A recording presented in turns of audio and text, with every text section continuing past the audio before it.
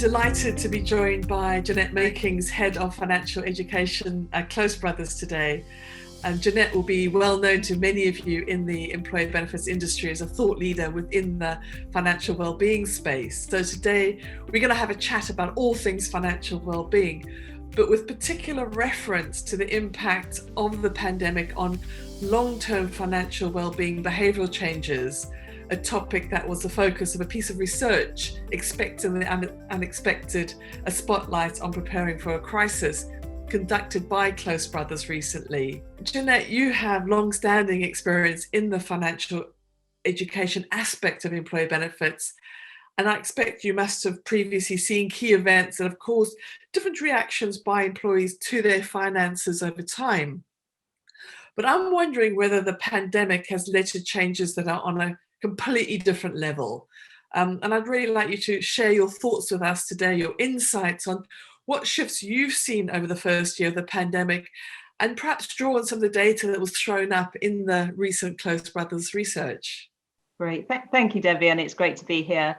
Actually, in some ways, we've been, from a research point of view, we've been really fortunate because we had two pieces that were released. The most recent one, as you say, Expecting the Unexpected, but also kind of at the start of lockdown, the very first lockdown. We have to talk about it in terms of first, second and third now, don't we? But in terms of the start of the lockdown, we also had a look at the trends in financial well-being. So in some ways, we've got a kind of beginning and I hope we can say end, right? But beginning and end.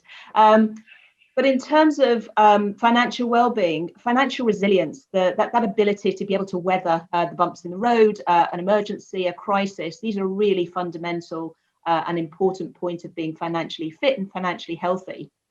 I think it's fair to say no one really could have expected to have to weather what we have had to over the last 14 months. In terms of a crisis, it was a huge one. In terms of a financial emergency, it wasn't really so much a rainy day. It was kind of more of a tropical storm, I think. So it's a big one. So I think this really, tested people's finances. So I think in some ways, it almost heightened things. So some of the trends that we're seeing coming out, are they unexpected? No, not really.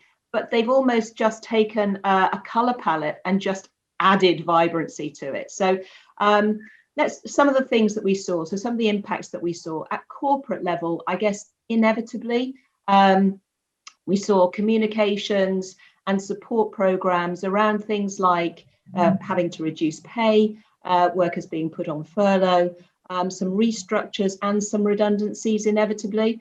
And at individual employee level, we saw that actually just over half, so 54% of people said that they did feel financially prepared for what they had to face. So that actually, I think that's positive. But actually on the flip side of that, 19%, so almost 1 in 5, said that they really were not financially prepared. And that number rises to 24%, so almost a quarter there, when you're talking about younger workers and women. Financial stress inevitably increased. So you had 41% of people saying that they lost sleep worrying about money. And if you think of the impact of lost sleep, there's a lot of talk at the moment about quality of sleep. And 1 in 5 people saying that they've worried about money at least once a day. So that's a significant proportion of people. The emergency fund's there to be used, right? So 30%, almost a third, have said that they've had to use that emergency fund and rely on it. And 19% of older workers have said that they've had to put their retirement plans on hold. They've had to defer the retirement. But there are some positives from this. So we can have a look at that in a minute. So you're quite right, Jeanette. Yeah, we've all gone through a difficult year in many, many different ways, and employees would have experienced some real testing times. But I'd like to draw out now some of the positives that you've seen come out of the past year, what people are doing, what's emerging, what some of the behaviours that you've seen coming through. Well, as I've said, there are some real positives actually, and we have seen some shifts in attitudes and behaviours to money. I think the real untested piece and the real trick actually is that we now build on that momentum. We retain some of those good behaviours and good outcomes, and we move forward with kind of some better money habits. What sort of things have we seen really? The research has said that actually 43% of people, of employees, said that they've spent less overall. Kind of understandably, because we've had more people working from home, people haven't been able to go out, people haven't been able to travel. But the good thing is there's some really good things that have come out of that. So people have said that they've been happy to live on less. Well, that's really positive, right? So if they can take that forward, the money they haven't spent, they've saved. So things like, obviously they haven't been traveling to work, they haven't been wearing work clothes maybe, their sort of food spending maybe has changed. So instead of going to, I don't know, one of the coffee shops near their work 3 or 4 times a day, they've been having coffee in their kitchen at home. So, you know, some real changes there. And actually, I think they've seen that some of those small changes that you would think would be insignificant actually have added up and made some real differences to the money in their pocket, the money in their bank account. So it's really about that saving that they've made. What are they going to do with that? How are they going to take those savings and add them to their own financial plans? Say is people are more engaged and focused on money. You know, one of the biggest challenges really to getting people financially fit is that engagement piece. What can they do and getting them to do it really? Well, they've seen that, they've felt it, they've experienced it. So 63% of people have said that they've been keeping a much closer eye on their day-to-day spend, which is great. 57% of people, so you know, a significant majority really, say they've either made changes or they're going to make changes to their finances. And that number rises to a massive 73% of younger workers. So really big numbers there. At a corporate level, we're also seeing many more companies inquiring about ways that they can improve or boost their financial well-being strategies as part of their overall well-being. And for organizations, why are they making that a priority? I think kind of 3 main points. One, because they've got more employees that have been affected by money issues, because of the recognition actually of poor financial health on mental well-being, that kind of inextricable link. And also because businesses have been affected too by the pandemic, so they're looking at every which way that they can do to improve their performance too. So Jeanette, it's really interesting, those enormous changes that you've just described, you know, particularly among young employees, but about employees generally, which it feels almost to me, as you're saying it, that this might go through a whole generation. We've really seen a shift that's going to stay. So given these kind of shifts in behavior, different ways of thinking, and you're drawing on your experience in this area, where do you think employers should be thinking differently? Where do you think they perhaps need to be focusing or adapting to this enormous sea change? So I think that's a really good point. So I think, you know, let's jump on this engagement. Let's jump on this momentum. I think, and now is almost the perfect time. That there almost hasn't been a more perfect time. So kind of, you know, jump on the train. Let's get on that train right now. I think it's about them actually focusing on their financial well-being strategy as part of their overall well-being, and really cementing that not only for them at organizational level, but making it really clear to their employees what that means and where that fits. So whether organizations are starting for the first time to look at financial well-being, or whether they're enhancing an existing strategy, I think it's kind of like, you know, do it now. Don't delay. Bring that up the priority list, because more of your employees need that help and need it now, and they're more focused on money and their money than almost any other time in living memory, right? So perfect time. I think the other big impetus is that mental well-being point. The pandemic has had an impact on mental well-being, and not just related to financial well-being, but mental well-being on its own. And a lot more employers are looking to bolster that. Well, these two are linked. You can't fix one without fixing the other. You can't fix overall well-being without looking at kind of all of these aspects. So I think that those are two big impetuses. And then the third big impetus really is it's not just good for the individuals, it's good for business performance. And all businesses are going to be looking at every which way they can to kind of push that performance forward. Organizations are in a great position to do this. They're a trusted voice. They can reach large numbers of people kind of easily. And actually, they know what communication methods work. And they've had to learn some new ones over the pandemic with people working from home and that sort of more flexible mobile working. And that they offer these benefits and rewards that employees can use to improve their financial well-being. So it's kind of always around, it's perfect. Some real simple things that can be done, and I'll talk some simple tactical points. Budgets are changing, personal budgets are changing pretty much right now as we speak. As people are moving out of lockdown, they're going out more, they're potentially spending more. People may be booking holidays. People may be looking at things like their protection benefits. They may be looking at their wills. They may be returning to work in the office some days or more days or whatever it may be. All of these things are going to affect their money. So their budgets are changing. So make sure that you offer your employees a really good, really easy to use, really easy to find budgeting tool, so they can use that tool to measure their budget, so they can keep that closer eye on their day-to-day spend. What about having a will writing service? What about promoting that? What about talking to people about doing that? Some people have gone through the worst experience during the pandemic. They've lost loved ones. They've had to deal with their estates. So for those people, they will know the benefit of having an up-to-date will. People who've had to use their emergency fund. How are you going to help your employees top up the emergency fund? If you're if you are giving a salary increase, for example, could some of your communications say, don't take it all, use some of that to top up your emergency fund? Your protection benefits, almost all workforces offer some form of protection benefits. Talk about that. Employees are going to be much more open and willing to look and listen to these sorts of things. And some people have deferred their retirement plans. So what are you doing to support those people, to help them see what their choices are and actually whether retirement is affordable for them now? I mean, those are some really good practical advice and tips for employers.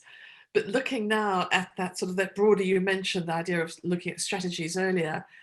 And at REBA, we've been talking to quite a few employers where we're still finding that a lot of employers aren't linking their financial well-being strategies with their business and human resource strategies. It's not going up into that bigger strategic area. And you and I have talked in the past about financial well-being is so often still just a collection of products. For example, an initiative with pensions in one department, financial education somewhere else, while workplace loans or discounted products sit on a platform elsewhere. But as you've talked about the importance of having a financially savvy workforce, and how having people who know what their life goals are is important to an organization's workforce planning strategies, for example, its succession planning goals, has the ability to attract and retain. So I thought it was a good opportunity to get your insights and get some pointers from you on how employers can start to link their financial well-being strategy to that broader HR and ultimately business strategy. Okay. So I think let's just kind of reconfirm, as you've just said there, that poor financial health is a significant contributor to stress and anxiety, and so it affects mental well-being. So you can't really push forward with your overall well-being strategies or even your mental well-being strategy without addressing that. So you won't get the sort of best results, and you can't solve the underlying causes until you actually focus on those. So I'll kind of focus on three areas really that employers can do to kind of improve things. And whilst those areas are specific tactics, I think one of them in particular goes towards the whole piece.